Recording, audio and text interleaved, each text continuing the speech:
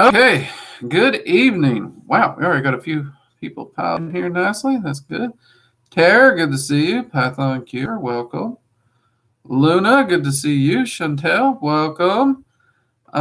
Thank you for the good coffee. Yes, good stream and good coffee. It'd be hard to do a magical coffee hour without good coffee. You know what I mean? What is wrong with my shirt? Shit, sorry about that. All right, let's see here. Pin it back up. That's gonna. What is wrong with my camera tonight? Okay, I think we got it. Not, we'll deal with it. All right. Let's see. Python. Mom got me a knife, but I haven't told her I do magic. I am going to use it in place of a wand for spells and rituals. Luckily.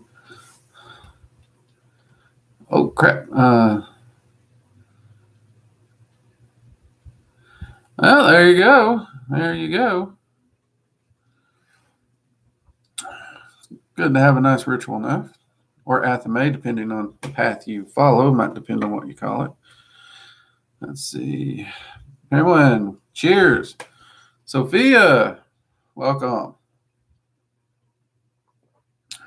Evening Unknown. Dizzy, welcome. Yeah, you made it. Jedi Master, mugs up to you too. KRY, welcome. Bestest Wolf, good to see you again. And is that Tia? Welcome, glad you could join us. First stream. Mysterious, good to see you again. Chantel, what path do you label yourself? Honestly, Chantel, I really don't. Most of the time, I refer to myself as a mage or a sage or a mystic. I don't really choose a particular path to label.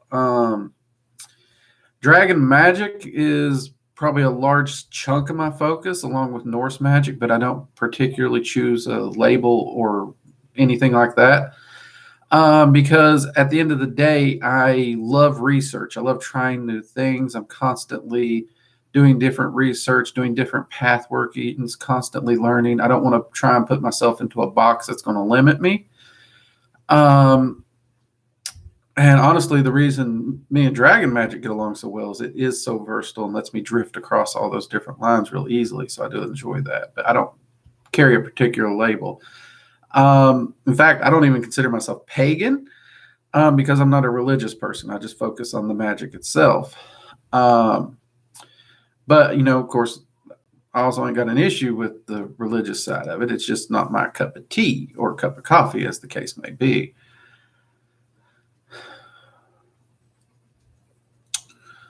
I hope that helps you a little bit there, Chantel.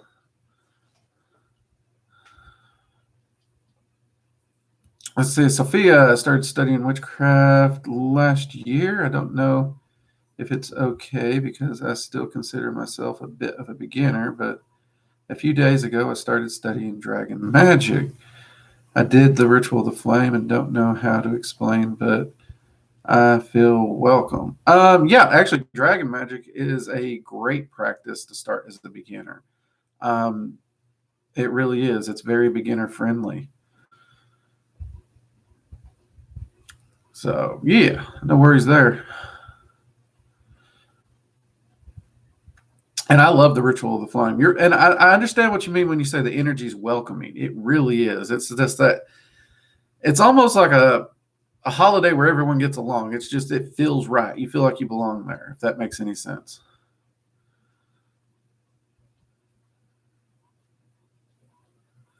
Let's see, Wizard Warrior. I'm picky with coffee flavor and what brand or type can you recommend? Well, Wizard Warrior, I am a Death Wish coffee fan. I do enjoy their coffee. It's now, mind you, I do prefer medium and dark roast. So if you enjoy light roasts, take what I say with a grain of salt. But Death Wish has a good, solid caffeine. Well, it's actually really high caffeine content, but the flavor is solid. Usually high caffeine coffees have crappy flavor. From there, I love. We always keep Iron Bean Coffee Company. We keep their skulls of our enemies in the house. It's a medium to dark roast. It is freaking fantastic. You seriously cannot go wrong with skulls. I love that one. Um, and then Black Rifle Coffee Company. They have two of them I tend to go to. One is Beyond Black, and the other is Blackbeard's Delight. My wife really loves Silencer Smooth, though. So those are pretty safe bets for coffees, honestly.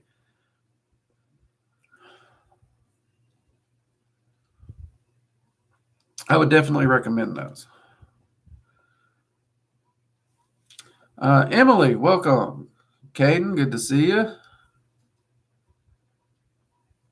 It's okay. It's okay, Wizard Warrior. Coffee questions take precedence to me.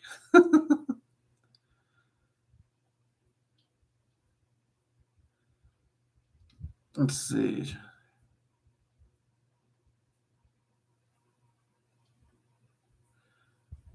Uh, was I? Yeah, I was actually born into a very religious family. I was raised Southern Baptist, actually. Um, I even went taught in the church for a while, took classes in the church, all that. Um, so yeah, like I said, it was something that there were too many unanswered questions, and my brain's always had more scientific leaning. So I can't really take things on faith. That's one reason, like when you watch the intro to this channel, I talk about results. And the entities that I've worked with, that I've made friendships with, I've gotten results. I can even say after getting into magic, I've gone back and I've had a few workings with both Yahweh and Jesus. And I actually get along better with them now than I did when I was in the church, oddly enough.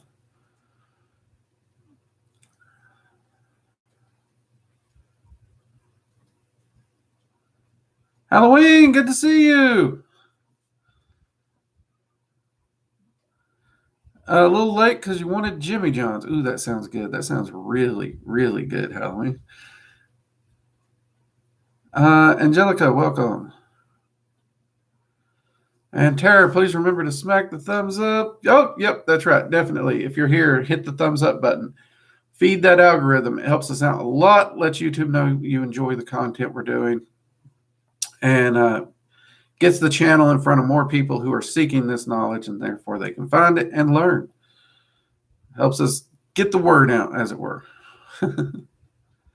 So, anyways, many of you probably wondering what I did this weekend. I actually worked all through this weekend with a very, very important goal in mind. Since we finished all the filming for the Dragon Magic 102, I have been working to review all the footage to make sure everything is exactly dialed in where we want it. And I actually did get through reviewing it all, so we can actually sit down and start putting the entire online thing on the school and getting it ready to go, which is great because that means we can look forward to a May release for Dragon Magic 102. They told me it couldn't be done, people. You remember that? They said I couldn't get it done by May. I did it, didn't I? Show them. Let's see. So, yeah, I've been working on that all weekend. Let's see. We had some questions up in there somewhere. Let's see. How is your life going? Are you happy? Yeah, Chantel, I'm actually very happy. I've got to say, I'm doing pretty well in life, honestly. Really am. Are you still fasting? Yes, actually, I still am fasting. So this is day 7. The team's supposed to come over tonight, and we're going to be discussing taking my vitals and find out. They're a little worried about me continuing past the 7 days, so they're going to hear my arguments. I'm going to hear their arguments, and we're going to come to a conclusion. And I should be shooting a vlog to update where we're standing tomorrow, so keep an eye out for that. Also, Tuesday's video, many of you are going to be happy. Tuesday's video will be on Leviathan. That video has been highly requested and is coming.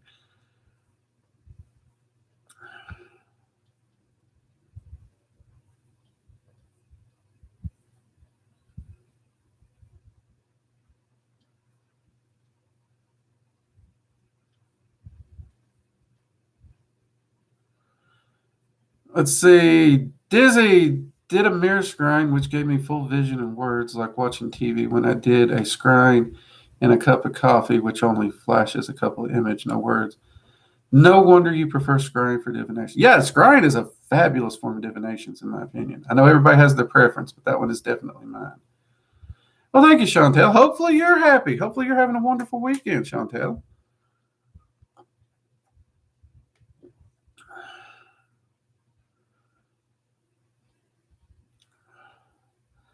Let's see, but you're saying about you working with Jesus clears any fears of diving too deep into magic. I come from a Christian family and still consider myself a Christian. Oh, yeah. I know a lot of magicians who are Christians, actually, still fully active in the church. I actually I work with a lot of Christians and even help out with services and stuff. Well, at least the chaplain has me help a lot with the services and whatnots. I've trained a few lay leaders for the carriers. Try to help out. It's always good to help your community. Vlad Pan, greetings. Have I ever worked with Thoth, and do you think that Thoth and Hermes, Greek god, are the same entity? Thank you very much. Respect for your work. Yes, I actually have worked with Thoth and Hermes, actually. More Thoth than Hermes, but energetically speaking, though similar, I do not think they are the same god. I do not. I know a lot of entities can have different aspects and some and whatnots, but usually the energetic patterns are considerably more similar. And there was a drastic differential between Hermes and Thoth. And I've also worked with them at the same time in the same place. So there's also that.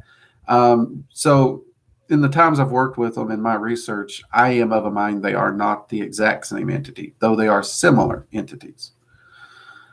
Peachy, good to see you this evening. And Emily reminding everyone to like the live stream. Thank you, Emily. Yes, definitely do. Also, since we are getting busy in here, I should remind you all, if you have a really important question and I miss it, you can use the super chats to make a small donation and it will flash it up really big on the screen. Make sure I see it. Or if you just want to make a donation to the cause and help us keep the lights on and keep doing what we're doing, that's also appreciated. Let's see here. Conservators be made autonomous? Yes and no. If you release a servitor and allow it to become autonomous, that is when you run the high risk of losing control of them because they no longer are restricted to their parameters, and that allows them to gather up more energy than they can actually handle. And then they will start to interpret their creative purpose in a way that they see fit, not the way you see fit. And this is when you have like protective servitors who literally start running people out of your life because as they see it, these people can't hurt you if they're not in your life. And that's actually when you end up with rogue servitors, the easiest way for rogue servitors to be ended up. And I've heard people theorize that if you create the autonomization and the programming detailed enough, you could avoid these problems.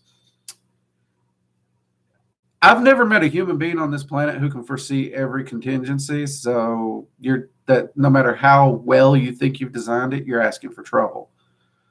Every autonomous servitor that I've actually seen that was genuinely autonomous, the magician had to use the kill command on. They all got out of hand. So technically, yes. But at the same time, it's never ended up working out in the long run.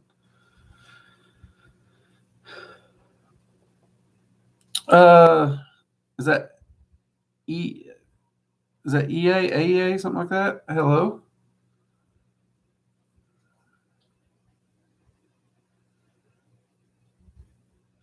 Beginner's advice, I would definitely say for beginners, focus on your grounding and shielding and your meditations, um, as well as centering work. And then from there, I would move into developing your arcane senses. And I would probably start spell work with candle magic and or sigil magic. They're relatively easy to begin grasping and start improving your positioning and everything with. But meditation, grounding, and shielding, absolute necessary for any form of magic.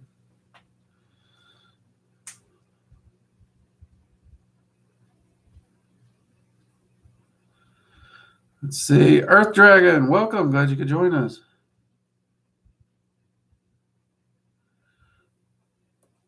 Jade, glad to see you can make it.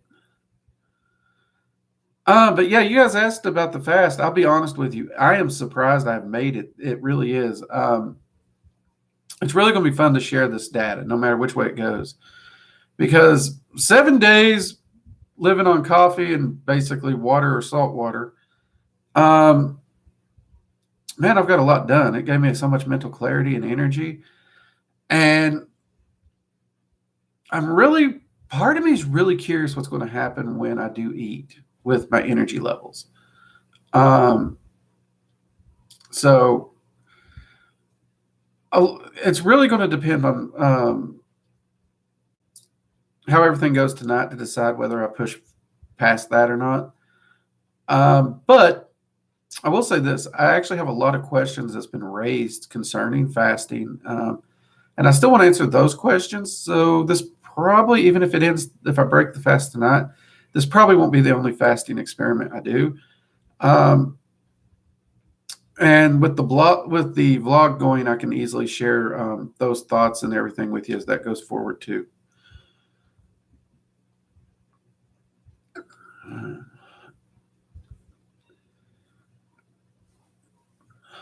Let's see here. Are my questions freeze up? Nope, there we are. Okay.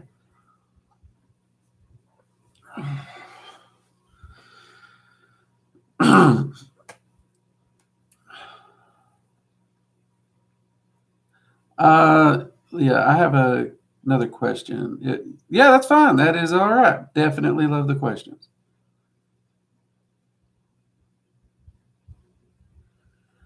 You feel like the system makes everyone afraid of demons like Lucifer and Lilith, but is there a reason to be any more scared of them than any other entity? I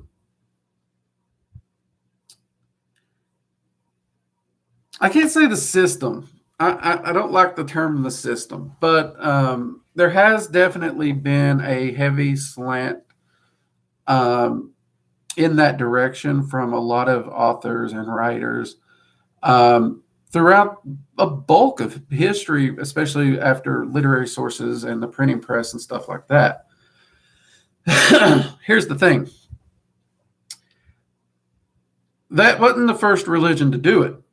In fact, the trying to turn people against another belief system is pretty much humanly historic for every religion. Now, when it comes to literary sources, obviously many of them it was more word of mouth kind of stuff that had to be dealt with and whatnots. And of course, when it comes to that, pagans are at fault on this too, because for the longest time, pagans, it wasn't that they couldn't share their information, they refused to share their information. There was a time where they couldn't, but then it came up that they could, and they still refused. They still refused. Even today, I get hate mail for having this channel and sharing information freely from pagans. So they're at fault on this matter too. But honestly, in the modern age, if I was to pick a blame, I'd blame Hollywood and just Hollywood. Because they're taking everyone's history, everyone's belief systems, and twisting it and changing it and making it something it has. It's so way off base. And that that naturally does build kind of a fear of things when you have misinformation or just a lack of information. You do have a lot of occultists that are now trying to publish more and more information and whatnot out there and get it to more and more people. They're trying to break down the whole gatekeeping concepts. And I do notice that you do have more and more people that are finding these things more and more approachable. That's one reason I'm not a big proponent of religion. Religion on an individual basis is a beautiful thing. Okay, let me say that. It is a beautiful thing. An individual's relationship with their divinity is beautiful. I've seen amazing things there. But once it becomes organized and becomes a large thing, there's an agenda. It's agenda driven. I've never seen an exemption to that. And I mean, all you have to do is go to any pagan pride fair anymore, and you'll see that agenda. Not to say the church doesn't have their agendas. I mean, they do. Every religion does, but it's there. That's why I deal with religion on an individual basis when I'm working with somebody. And the best we can do is actually try to do our research and try to share knowledge. And that's one reason I do teach the way I do, because at the end of the day, if you go talk to Lilith and you and her get along and you have a friendship, groovy, go with that.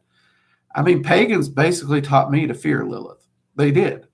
But I was forced to work with her due to a path working I was doing. And honestly, I adore her. I know a lot of guys are absolutely terrified of Lilith. Guys, you shouldn't be. You really shouldn't. As long as you're not a person who should basically fear the legal system, that'd be a nice way to say it. You have no reason to fear her. She's a wonderful, wonderful entity to work with. Wizard Warrior, no, it did not give me the runs.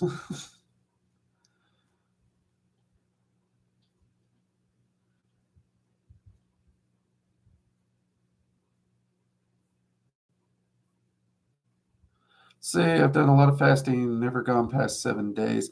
Yeah, the only thing they're worried about is I'm epileptic, and even though it's refeed syndrome's extremely rare, even at 30 days. One of the symptoms is seizures, and they're a little iffy on that. They don't want to risk it. Oh, it's fine, Tara. You can't get out in the world. You can't make a difference without pissing someone off. Okay, and I understand that. I'm cool with that.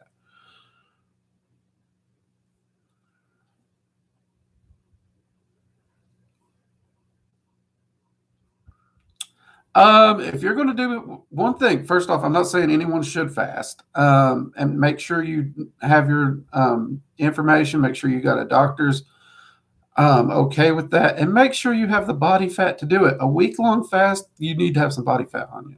Make sure you got body fat. If you're a little guy or gal, don't be fasting.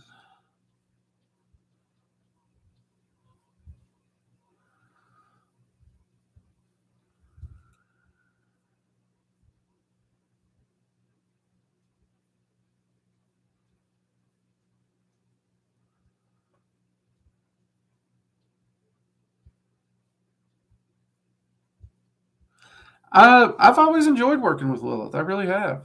Um, I've very much enjoyed it.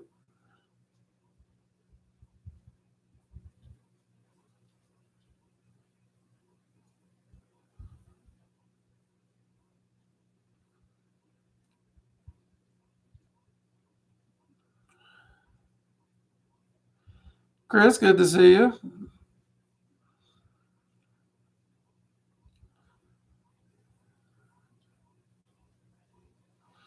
Let's see here.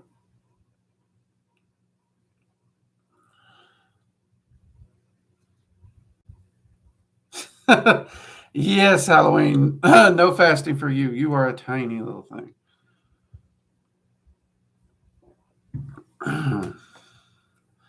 Because most people who feel bad while fasting, especially during a water fast, it's lack of body fat or electrolytes. or a combination of the two, and it's not good. You got to be careful. Um, Me, I have more than an excess of body fat, so there was no issues on the energy supplies. But I did have to keep my electrolytes up. I didn't really consider the weight loss side of this, but I did drop weight. And honestly, I'm really glad I kept my electrolytes up because with that weight loss, there's no way I wouldn't have lost too much salt and stuff. I'd have had leg cramps and all kinds of stuff. So I'm really glad I just went ahead and started keeping those electrolytes up.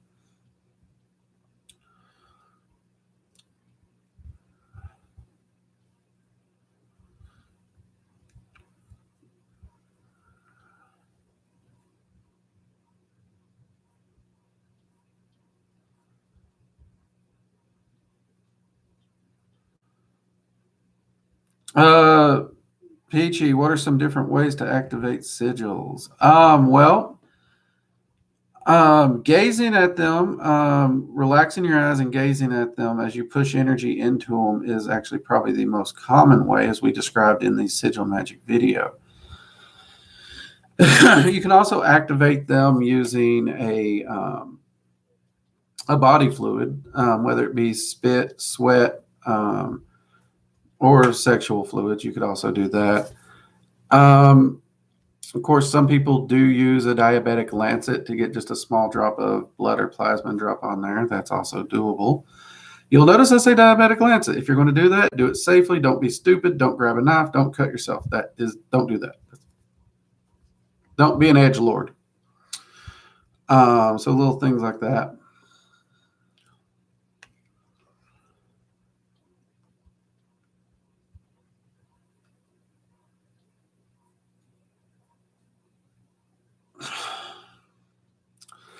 Lilith is not directly tied to the legal system. What I meant was if you're not out there breaking the law and abusing people, she won't have an issue with you. I can't spell it out any more directly than that without YouTube flagging this.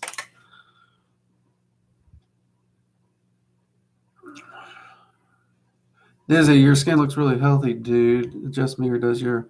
They have. They really freaking have.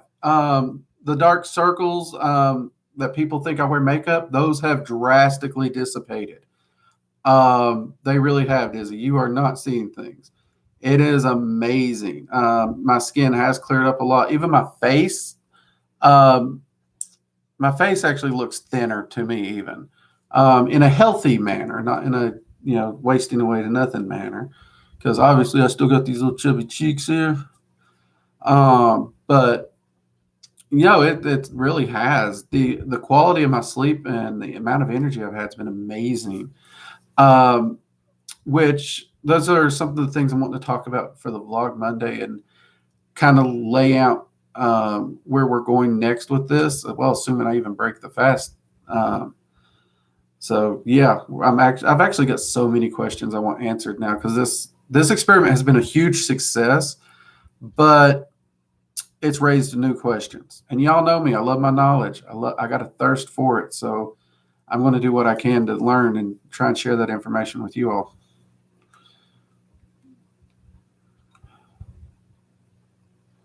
Chris, I feel like I want to do sigil magic, but I know it's supposed to be your own made thing. Yeah, sigil magic is pretty easy. If you pop over to the YouTube channel after the stream, we have a beginner's guide to sigil magic. It'll actually give you an introduction to how to jump straight into sigil magic. I personally will not use a sigil someone else makes. Personally, I never find I get good results with them. I always make my own sigils. The only sigils that are pre-created that I use are sigils for entities like the Cliffothic sigils. Those are the only ones that I would actually end up using. Otherwise, I tend to use my own.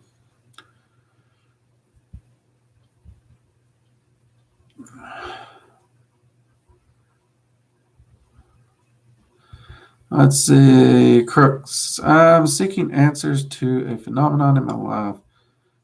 I've had people be malicious toward me. I chose to let it go, and it seems a short time after they suffer grievous losses or end up dead. Sounds like bad luck, because if you let it go, it's not your fault. Things happen quite often, actually. Unknown, have you ever encountered imposter spirits? Yes. Um, but this deals more in ancestor work. If you have a sigil for entity, and imposter spirits are honestly, they're either servitors or human spirits. Anything above those two levels, they're not going to imposter anything. So they're very, very easy to identify, and they're also very, very easy to get rid of. Um, that's one reason, like the lesser banishing ritual, the pentagram, or even the dragon's flame ritual. If you're using it, you can pretty much focus the energy on them and just knock them out of the area easily.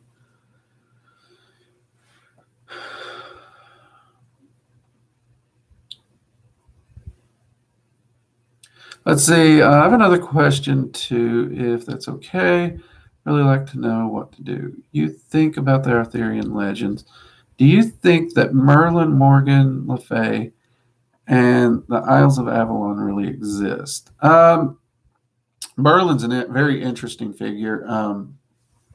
I do believe a Merlin existed, or at least a Merlin figure existed. It's hard to really nail down which way or the other. Morgan Le Fay, actually, I do believe she existed. In fact, the Fay Queens themselves will tell you Morgan Le Fay was a mortal who was named in honor of the Fay. Um, she herself was not a Fay or the Fay, and all the many different ways that name's been interpreted. It was more of it was a way of honoring the Fay with the child, if that makes sense. The Isles of Avalon, yeah, they actually do exist. You can actually soul travel or astral travel to them, just like many of the other afterlife areas do actually exist. Chris, thanks. I appreciate it. Yeah, I feel like need to make my own, but yeah, big ones. Draw it myself. Thanks.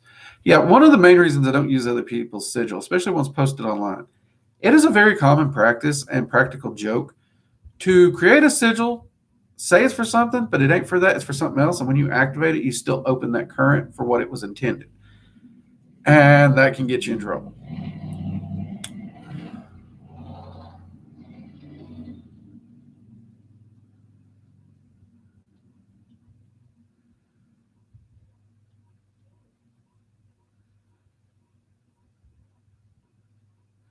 Say mysterious. What is the actual reason for removing the vowels for creating sigils?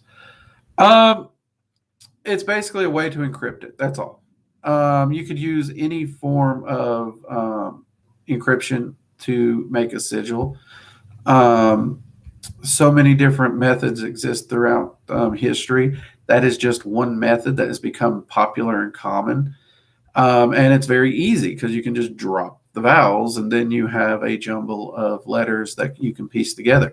You could just as easily drop the consonants. It's just so many words. If you drop the consonants, you're left with very little that could actually construct the word. But you could use any form of encryption that you wanted actually to jumble it up and create the sigil.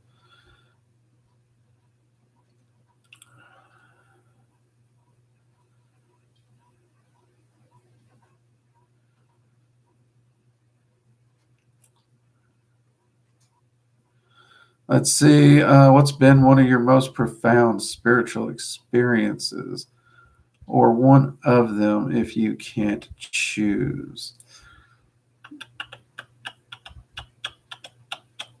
Whew. I think the biggest one would be how I actually ended up finding dragon magic. Originally, I was doing basically a theology study. I was jumping around studying multiple religions. Paganism got my attention at the time. Wicca was really the only thing you could find, so I kind of started there. Um, but I was working at a high security facility, and after my break, I bumped into somebody who asked if I worked with dragons. I was like, "No, what are you talking about?" And he asked if I was pagan. I said, "Guess you could say that, yeah." And he started telling me about dragon magic and draconic Wicca, and told me to go find some books, which were actually Conway's books at the time. And when I went back to where I was working, I was talking to a buddy of mine, and his wife actually works in the same area this guy said he worked in. And he claimed he could see dragons around me, so he thought I should look into dragon magic, of course. So, but my buddy he don't recall this guy, and he's down there all the time talking to his wife. So we went down there to ask her to see who this guy is. He didn't work down there. No one knew who he was. Everyone starts asking around about him. No one knows him. Now, it being a high security area, the next solution was go find security, go to the video room, see what the flip's going on. Well, they pull the tapes. You see me talking to nothing, and you actually see people walking in and out of the break room, literally avoiding nothing. And we was able to pull those people. They were able to describe this individual to security, but the individual is not on the camera nowhere, and they don't work there, so no one knew who, what, where, or what it was. That pretty much freaked me out. I ain't never seen some shit like that. But again, my scientific mind needed to know more, so my next step was to actually see if I could locate these books that they had mentioned. So me and a friend of mine immediately went to the largest bookstore in our area, and sure enough, there they were, by book title and author name, exactly as they had said. So I bought them that day and started reading.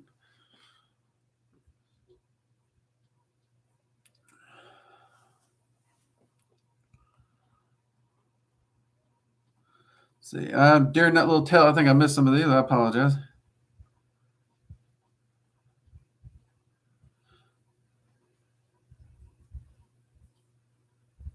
I work at a drive-through convenience store. Is there a practice I can do while work that do not take too much focus away from noticing customers?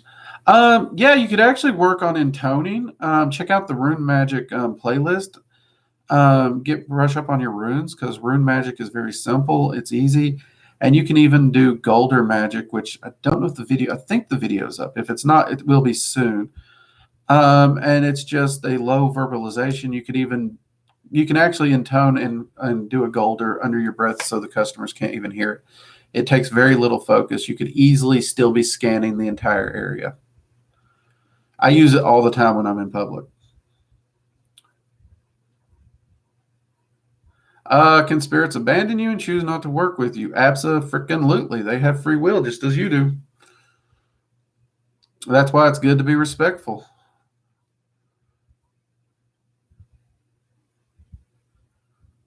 Yep, you can use any alphabet you choose, Mysterious. I actually prefer using the runic alphabet.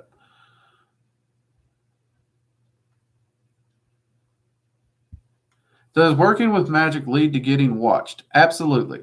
You cannot open the door to the multiverse and view the multiverse without the multiverse seeing you, period. There's a reason I tell people magic can give you more tools to handle life more efficiently, but it can also complicate your life. The multiverse is all about us growing, and our growing is about our experiences and how we overcome them. So, the more tools you have to overcome those obstacles, the more obstacles the universe throws at you.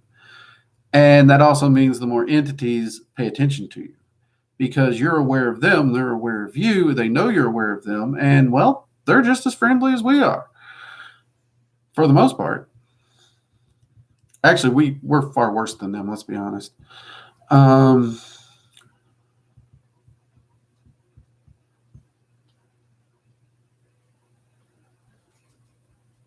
Tara, what if the person was a dragon user? That's very possible. I'll be honest, I've never identified who the individual was. You would think I would ask that question. I've never asked it. It's always just been that little thing where I don't even know how to begin to articulate that because the dragons and me, we're friends. We get along. We're allies. We're friends. I adore them. I don't know what my life would be like without them. But I also don't want to be that weirdo who sits down with their friends and tries to figure out. It's like, hey, how did you randomly pick me as that guy to hang out with? I don't know. That's just a weird conversation for me, I guess. I don't know.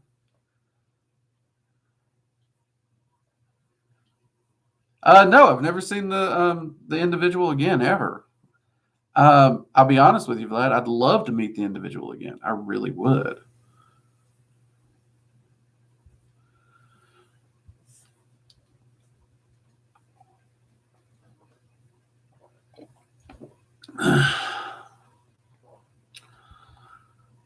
Let's see. A couple reasons for magic failing is one, lust for results. Two, lack of faith. Three, balancing force and form. Casting for something you don't care about. See, Daisy, I kind of disagree. I mean, results is literally what I base my entire practice on. And I actually don't even consider a spell to work unless it can get me 85% manifestation every time I use it. And that's my minimum results required before I count it as working. I actually prefer higher. Most of the spells and rituals in my grimoire that I turn to when I need something, they're all at 90% or higher. Faith, I don't have faith. I toss that one out entirely. Understanding the balance of energy and how the energy flows through the multiverse, I would say, is a good one. I will say doubt. Doubt can hold a person back bad. Very, very bad. When you do magic, when you do a spell or a ritual, you got to lean into it. You have to know. You have to go into it envisioning it's already happened. And that allows you to release that energy. Now, dwelling on it, if you're constantly dwelling on it, you're not releasing the energy. You're actually going to pull the energy back every time you dwell on it. Remember that.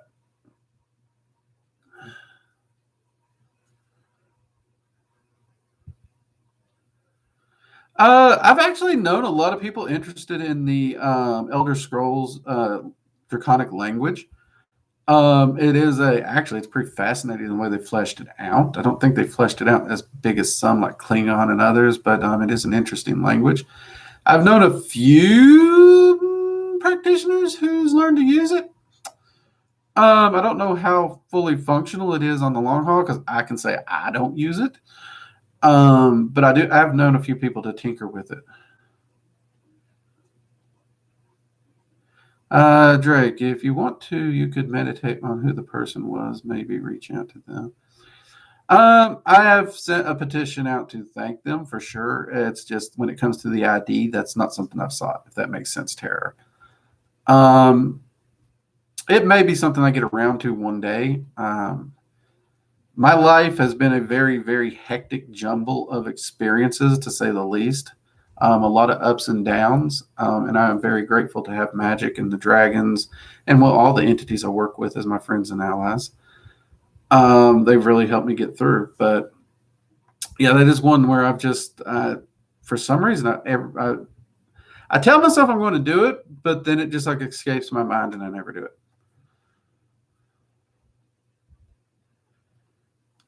To be fair, Mysterious, I've never asked.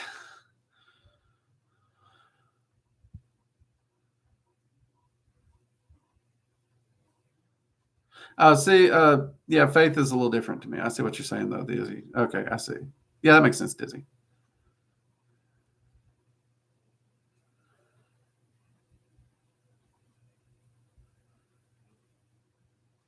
Do spirits prefer people to bathe in polluted water and not bath water at all? This is not a joke. I'm very serious. No, spirits. I have never met any spirit that would want you to jump into polluted water. That kind of goes against the entire multiversal concept right there. Um, so no, bath water is totally legit. In fact, if a spirit, deity, dragon, anyone told me to jump into a polluted pool, I'm going to laugh at them hard because that ain't happening.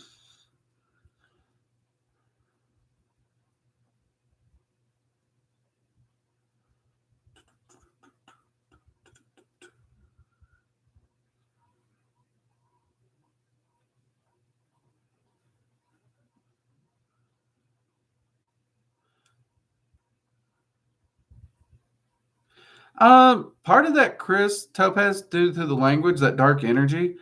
What you have to understand is when the Draconic language was designed for the Elder Scrolls world, the Elder Scrolls themselves were also part of what the language itself translated with and into the way the mythology works. So, yeah, utilizing that energy and that language is partially going to pull from the mythology that it was built on. And the Elder Scrolls, not exactly being good nor evil, and honestly, by most people's standards, would probably be viewed as a darker energy because of the chaos and madness that surrounds it, could potentially be pulled and would make that darker energy feel. But that doesn't mean it'll necessarily be a dark energy in and of itself, if that makes any sense, Chris. I've worked with a few entities from Babylon, yes.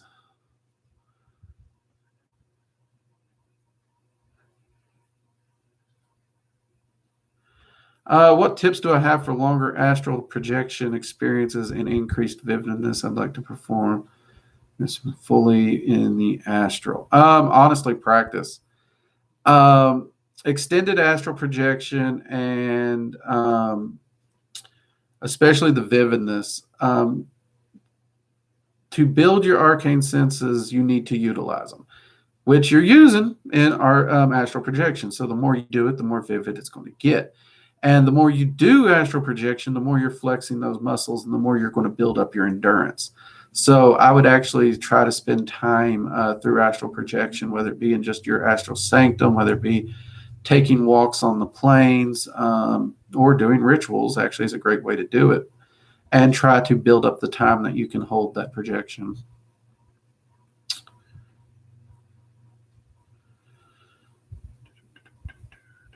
Yeah, Yahweh. I mean, honestly, me and Yahweh, when I left the church, me and Yahweh were not exactly getting along the best. In fact, I'm one of those people that can say I never had an answered prayer. So there was kind of a salty bit of a chip on my shoulder. Um, but Yahweh actually is very, very approachable and he's very, very chill. Honestly, I have to give him that because once I was able to traverse the plains far better, I got a wild hair in my tail, and I decided I was going to go up and I was going to basically let him know how I felt verbally and fully. And I did. I was not polite about it. I was rude, which was not my high point in my time. Let's be honest. But he let me literally vent everything I had to say, and he sat there calm, stoic, and he listened verbatim to everything I had to say. And once I was done, once I was exhausted, spewing my frustrations, the first words were, now that you have that on a system, I hope you feel better. And in time, if you're ready and if you want, perhaps we can chat on neutral or even friendly terms. That was it. That was it. He literally sat there and listened to everything I had to say just so I'd feel better. And I really found that to be pretty freaking cool, honestly. And since then, I can't say I've worked with him a lot directly, but I do obviously have a lot of friends who are Christians, and I have a lot of clients who are Christians or who will come to me with questions. And when in doubt, I go talk to Jesus and Yahweh to try and find what answers I can to help them. I can ironically say I led more people to the church after leaving the church than when I was in the church. That's got to be some kind of weird record. Um, but I always say that I genuinely want the person to find the path that is right for them. Okay, I want you to find the path that's right for you, not the path that's right for Drake. Um, and that's kind of how I handle it. And if that is the right path for them, I hope they find it, because having that foundation in your life to fall back on, whatever it may be for different people. For me, it's logic, science, understanding, and being able to apply that to magic. That's what it is for me. To many people, religion is that foundation, and I wouldn't deny them that. Just like I won't deny a pagan their religion to fall back on.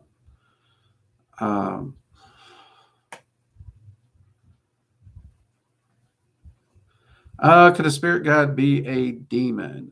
Usually spirit guides are going to be ancestral spirits. That said, it is very possible for a demon to take an interest over a human and still watch over them. That is very possible. So it would depend on how you interpret the term spirit guide, but in the more specific sense of it, it's more ancestral. So they tend to be more human or animal spirits tied to you somehow through your ancestral lines. But yes, a demon could be a more broader view of the word spirit guide and watch over you and protect you. Very much so.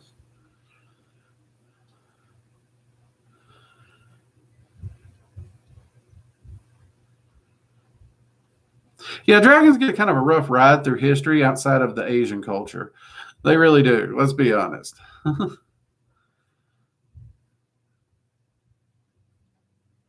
Do I think Yahweh's evil or would hinder your spiritual progression? No, he will not. He will not stop your spiritual progression at all. He never once stood in my way. Um, in fact, Odin actually pointed something out to me once. He's like, so Yahweh never answered your prayers. Yahweh's church helped you in some of the darkest times. You and Jesus had a functional relationship where you two could talk, but the lack of prayers being answered drove you to search for a greater mystery and a larger picture, in which case you found magic and you found allies. And, well, as he pointed, I found him too. And he looked me right in the eye, that one eye of his, and he's like, did you ever think he knew what he was doing? And I'll be honest, he might have known. So I honestly think the jealous God thing is it's a church word to keep people there.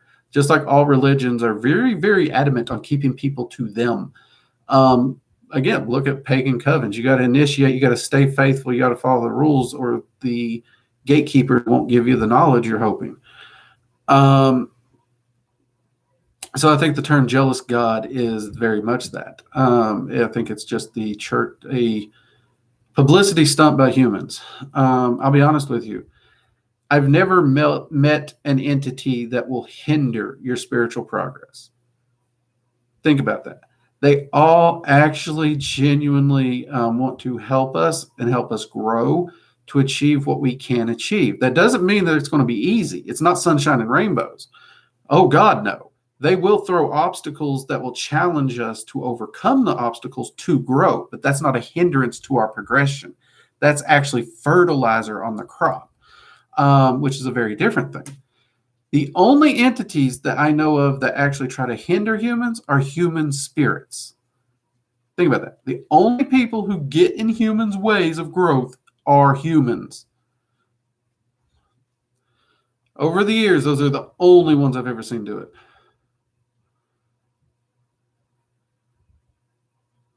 Is it true entities can enter your body during astral projection? I saw it. No.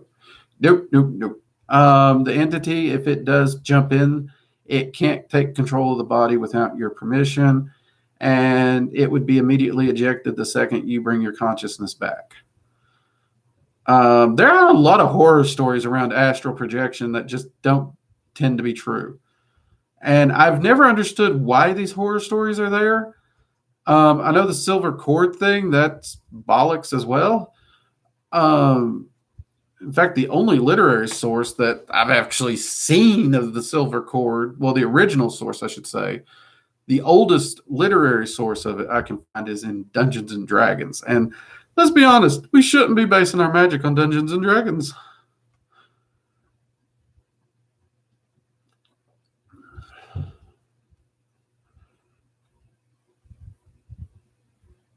Angelica, believe you me, I understand the stage of bitter feelings. I do. Take your time, work through them, process them. Honestly, I'd say let them go. Once you do get ready to let them go for you, not him. When I went and got what I got off my chest, that was for me. I did not expect him to react the way he did. That threw me. But at the same time, you gotta, do what's right for you. Don't let your bitter feelings weigh you down. And yeah, keep an open mind. Try to be understanding, because when Odin pointed out what he pointed out, it threw me, because honestly, everything that happened in a looking back, it was a perfect scenario, the perfect storm to get me to where I am or was at the time Odin made that comment. And under that lens, I kind of owe Yahweh a thank you. I've never said thank you to him, but under that lens, I probably should.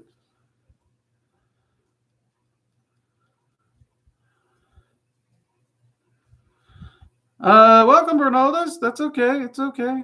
People forget the stream sometimes. It happens. You can always catch the replay. We've had some really deep conversations for Magical Coffee Hour. I've liked it. You guys have asked some good ones.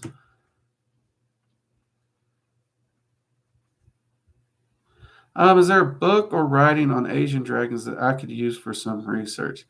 Right off the top of my head, Chris, I can't think of one. I really can't. I apologize. I am hoping to try and get a collection of draconic lore and try and find books that I can recommend on that. Right now, I do not have it. I do apologize.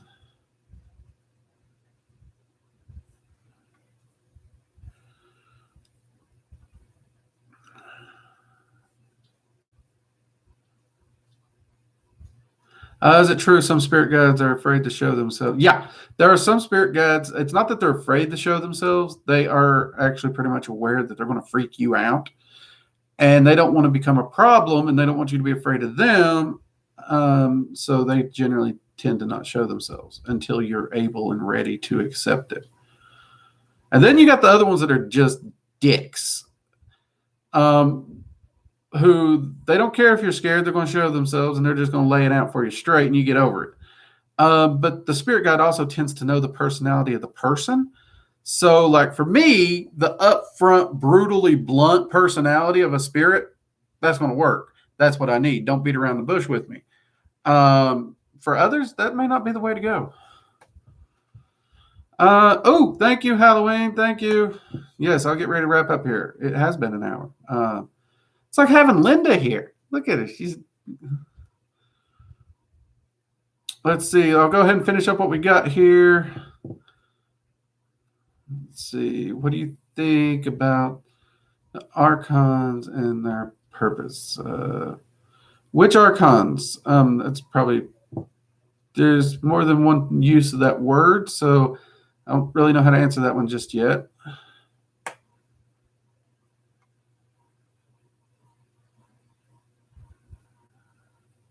See, terror, I think the exact same way that what a great viewpoint. My experiences being in the Christian community is very similar to yours, Drake. I'm thankful to Yahweh for the things I had to go through. How will I be able to identify a goddess? Here's the thing. Okay, that's actually a good question. Let's go ahead and tackle that. Gods and goddesses are only gods and goddesses because humans have given them the label. Seriously. They are entities just like any other entity. Entities are entities are entities. They are entities that are separated from our plane, our dimension, and they have knowledge and stuff we do not. They are also still learning. They are not absolute perfection. They are still learning and growing in their own way, just in a way that is way beyond our understanding. That is the reason you have a lot of angels and demons that throughout history have been worshipped as deities, but are no longer viewed as deities or gods and goddesses. Though many of them are stepping back into those roles now. So, any of these entities could be viewed as a god and goddess based upon the viewpoint of the one viewing them. That said, if you are looking to meet a particular goddess, do some research into the lore of that goddess. For example, Hecate, the Morgan, Freya, Aphrodite, Frigga, Hera, the list goes on and on. Diana, um, Lilith. Um, all of these are goddesses that you could do research on and then reach out to meet.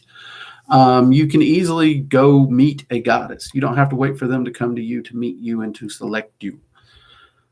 Okay.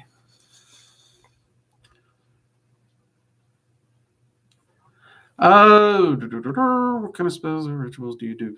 Full moon or super moon? Honestly, I don't really do a lot of my rituals around the moon unless it just kind of syncs up. But generally, when I'm doing them, it's just usually nocturnal magic, unless I'm doing a ritual like in Norse mythology, you have the moon god Mani. I often do try to work with Mani on the full moon if I happen to be doing a ritual that night. Otherwise, it's just I just try to harness that energy. Let's see, Apollo. Honestly, I feel like I get very scared to eat it. Yeah, it happens, Apollo. Don't worry about it. Believe me, I've been scared a lot of times in my practice, and it really don't stop. They just find new ways to scare you.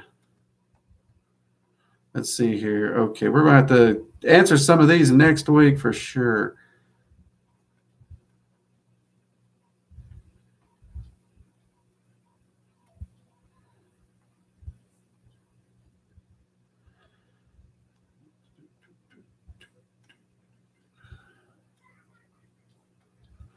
Clefothic tunnels would be a good way to work with dark transformative energy, as would just nocturnal magic itself. Actually, would do it. Honestly, I'll be honest. As far as the entities people claim are sucking humanity dry of energy and trying to control us, I've seen no proof of it. Honestly, every pantheon and grouping I've worked with, I've seen no proof of those entities. The only thing sucking humanity dry and trying to manipulate and control it is humanity. Pretty much all the other entities out there are pretty dead set on allowing our free will to do what it does and sit back and wait and see if we are willing to grow up or blow ourselves up, which, depending on how you look at it, is either encouraging or disheartening. I like to believe it's encouraging. And honestly, considering the trials, tribulations, and hardships I've seen my students overcome by sheer will, magic, and just focus, I'm going to go with big encouraging. I've seen people overcome some of the hardest things you can imagine and go on to be amazing, and achieve things that I'm not sure I can. But at the same time, that's kind of why I like teaching, because I do give that ability, that empowerment, and that freedom to people to take mastery of their life. So, all right, everyone, I'm going to hop off here, grab me another cup of coffee. I got a meeting I got to jump into, got to get knocked that out. And then, of course, I got to go argue with these people about whether or not my fast needs to be broke or not. That's been a fun little argument I've had all week. And I will definitely update you with how that's going in a vlog post tomorrow. Thank you, everyone, for joining me. This has been an amazing conversation we've had tonight. Awesome questions. A lot of new viewers. Thank you all for showing up. I hope you've enjoyed yourselves. It's been great. I love getting together with you all, closing out my weekend like this. It's a lot of fun. If you haven't, be sure you subscribe to the channel. Make sure you give us a like, turn on your notifications so you know anytime we go live or we post a new video. We are doing a lot of things. Keep your eyes out Tuesday for the Leviathan video. I know a lot of you have been asking about that. Also, keep your eyes open for the Dragon Magic 102 class that will be dropping in May. Patreon members, or if you're not a Patreon member, you can sign up and still catch it. You will be getting Tier 2 and Tier 3. We'll be getting early access to Dragon Magic 102. I will be announcing when the opening for Dragon Magic 102 for Patreon members will be available on Patreon. You will have about 24-hour period to where you can sign up early for it. And you guys will have early access to it. And then a few days thereafter, it'll be made live for everyone. So keep an eye out for that. It is coming. It is coming very soon. And actually, for everyone who is a Patreon, thank you for your support. You guys do make it possible for me to keep the lights on, to keep the camera running, and keep sharing this information. I do appreciate it. You guys are amazing. Thank you very much. As are all my viewers. You guys make it worthwhile. You make it worth biting down and getting past my fear of cameras and getting on here and talking to y'all. You make it amazing. All right. With that, you all have a great week. Keep up your research. Stay safe. Keep those notes and keep manifesting the life you want. I'll see you next time. Take care. Bye-bye.